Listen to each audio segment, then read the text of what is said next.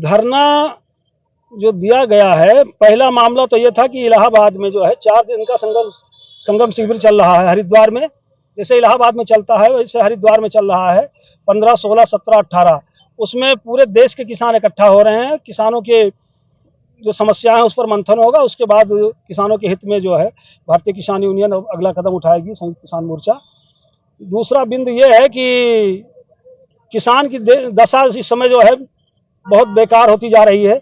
सरकार की जो भी योजनाएं आती हों किसान तक नहीं पहुंच पाती हैं, उसका रास्ते में ही बंदर बांट हो जा रहा है। आज कृषि मंत्री आए थे लेकिन कृषि मंत्री से मिलने नहीं दिया गया, प्रशासन ने रोक दिया कृषि मंत्री से मिलने के लिए। यहाँ फोर्स लगा के रुकवाया गया। लेकिन कृषि मंत्री से मैं लखनऊ में मिलूंगा और मुख्यमंत्री से भी मिलूंगा, क्योंकि इस समय सबसे बड़ी दिक्कत है खाद की। खाद इस समय 400 रुपये बोरी से लेकर 500 रुपये बोरी बिक रही है। और जिला अधिकारी महोदय को भी अवगत कराया गया, अन्य कृषि विभाग के अधिकारियों को अवगत कराया गया। जो फुटकर विक्रेता हैं, जो छोटे दुकानदार हैं, उनका कहना है 380 में हमको यूरिया मिल रही, बड़े दुकानदार दे रहे हैं लगभग लगा के। तो लगभग लगाने का मतलब ये है कहीं जिंक दे देते हैं, कहीं कुछ ना कुछ दे देते हैं यूरिया के साथ में। तो किसान को लगभग नहीं चाहिए। शासन सरकार द्वारा निर्धारित मूल्य है 266 रुपये 50 पैसे। तो आज मैं इसलिए मीटिंग लगाया था डीएम साहब से और सिटी मजिस्ट्रेट साहब से। मैंने कहा है कि फुटकर विक्रेताओं को, थोक विक्रेता जो है वो अपना रेट घोषित कर दें कि किस रेट से हम जो है ऐसा देखिए, जो बड़े दुकानदार हैं, थोक विक्रेता हैं, वो फुटकर विक्रेताओं को महंगी रेट पे यूरिया दे रहे हैं। तो उसका निर्धारित दर कर दें, यूरिया क्या रेट में छोटे दुकानदार को बड़े दुकानदार देंगे। इसको जिलाधिकारी महोदय, जिला कृषि अधिकारी नहीं निर्धारित कर पा रहे हैं, इसलिए किसानों को 500 रुपये 400 रुपये बोरी यूरिया लेना पड़ रहा है। दूसरा बिंदु ये है कि शासन द्वारा स्पष्ट आदेश है सरकारी भूमि खाली कराई जाए। जैसे चक्रोड है, खलिहान है, तालाब है, वह नाली है, रास्ते हैं और तमाम सुरक्षित भूमि है जो है 132 की जो लैंड है वो खाली करा दी जाए। ये प्रशासन जो है, जिला प्रशासन जो है फर्जी सूचनाएं भेज रहा है बोर्ड ऑफ रेवेन्यू को, बिना जमीन खाली कराए फर्जी सूचनाएं भेज दे रहा है। इसीलिए आए दिन विवाद होता है, तमाम मर्डर भी होते हैं, तमाम झगड़े लड़ाई होते हैं। एक मामला बीकापुर का है, अभी वो कम से कम 6 महीने से चल रहा है। सरकारी जमीन पे कब्जा हो रहा है, सारे अधिकारी जान रहे हैं। अभी सिटी मजिस्ट्रेट ने कहा मैं बीकापुर एसडीएम थोड़ा कार्रवाई नहीं कर रहे हैं, मैं फिर टाइट कर रहा हूं। तो मेरा प्रशासन से मांग है अगर सरकारी भूमि नहीं खाली हुई तो इसके लिए हम लोगों को लखनऊ से लेकर दिल्ली तक चाहे जाना पड़े, लेकिन सरकारी भूमि की जो सुरक्षित भूमि उसको खाली कराने का काम भारतीय किसान यूनियन करेगी। क्योंकि अधिकारी जो है बेलगाम हो चुके हैं, सरकार की योजनाओं को फेल करने में लगे हैं अधिकारी, इसलिए किसान बेहाल है। क्योंकि खाद का दाम जो है बढ़ गया, कीटनाशक दवाओं का दाम बढ़ गया, गन्ने का मूल्य व अन्य फसलों का मूल्य नहीं बढ़ रहा है, इसलिए किसान को लागत मूल्य नहीं, फसल का लागत मूल्य भी नहीं मिल पा रहा है, इसलिए किसान परेशान है। इसी तरह से पुलिस की समस्याएं तमाम हैं और तमाम विभाग की समस्याओं को लेकर आज बैठक की गई है।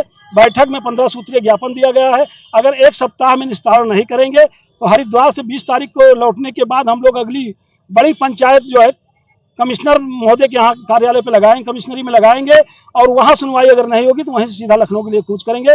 जय जवान जय किसान, संघर्ष से बदलेगा हिंदुस्तान। खेत बचाओ अभियान चलाया जा रहा है, किसी विभाग की तरफ से कहा गया कि खेत बचाओ अभियान अभी से चल रहा है।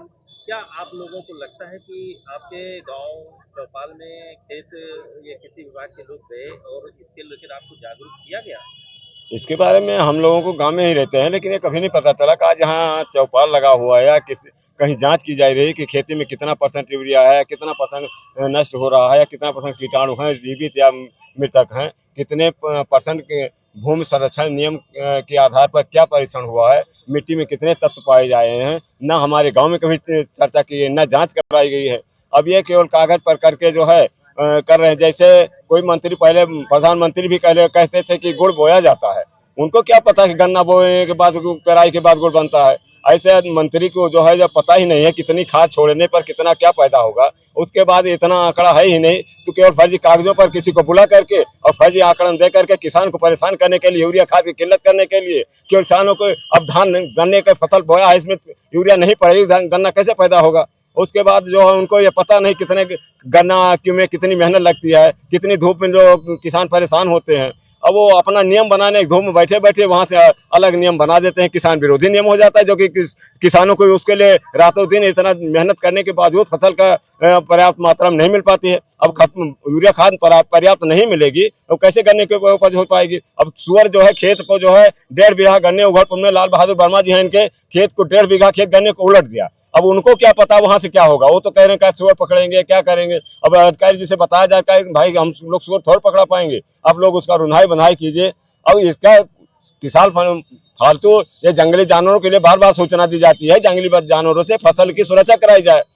अब भाई जैसे नीलगाय हुए और छुट्टा जानवर हुए, इन सबसे फसल कितनी चौपट हो रही है। और फसल को किसान बीमा कराई जाती है, जो खाद लिया जाता है उसके साथ जो है किसान बीमा होती है, लेकिन उसके बाद कहा जाए कि जो हमारा नुकसान है उसको दिलाया जाए, उसको दिलाने के नियम नहीं बनाएंगे। उसको केवल किसान को परेशान करने के लिए अलग नियम बनाते हैं कि हाँ यहाँ पर भूमि मृदा परीक्षण कराएगा, यहाँ यूरिया की मात्रा ज्यादा पाई जा रही है। बता दें हाँ किस खेत के किस घाटे के उन्होंने परीक्षण कराया और किस घाटे में जो है इनका कई % यूरिया खेत में ज्यादा पाई गई, जिससे कि नुकसान हो रहा है कहीं पर। इस तरह से देखा जाए इस समय धान की खेती का समय आ गया है, उसको लेकर क्या आप लोगों को लगता है, क्या कुछ दिक्कतें हैं? इसमें काफी दिक्कतें हैं। अब तेल महंगा हो गया है, तेल मिल नहीं रहा है, धान की रुपाई का समय आ गया है, सिंचन के अब जो इंजन से सिंचाई हो रही है उसमें काफी दिक्कतें आ रही हैं। अब इसमें मंत्री जी का कोई वो नहीं है कि उसमें ये व्यवस्था उसमें अपने किसान को जो है उसमें व्यवस्था करके जो है लाभ दे करके उनके सब्सिडी को घटा करके तेल को सस्ता करा के कम से कम दें, जिससे फसल की बुआई हो सके। किसानों के बारे में सोचने के लिए इनके पास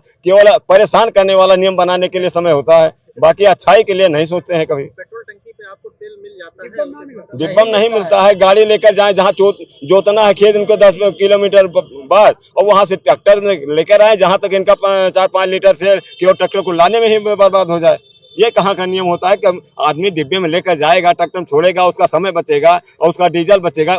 डीजल तब बचेगा कि जब गाड़ियां रोड पर से ट्रैक्टर को रोड पर लेकर आया जाएगा, कितना डीजल तो खाली लाने ले जाने में खत्म हो जाएगा। इसमें जैसे खाद की किल्लत को अगर आप लोग कह रहे हैं, तो वहीं अधिकारियों का कहना है कि खाद की ऐसी कोई किल्लत नहीं है, खाद का उचित मात्रा में बराबर किल्लत। अब खाद के बराबर जैसे कि लग्गड़ के साथ दे रहे हैं, जो 266 रुपये कीमत हर बोरी पर लिखा गया है, लेकिन लग्गड़ के साथ देने पर 400 रुपये 500 रुपये वसूला जा रहा है। अब भाई जब बढ़ के कीमत हमें देना पड़ रहा है, कहाँ से पूर्ति हो पाएगी उसकी। अब जहाँ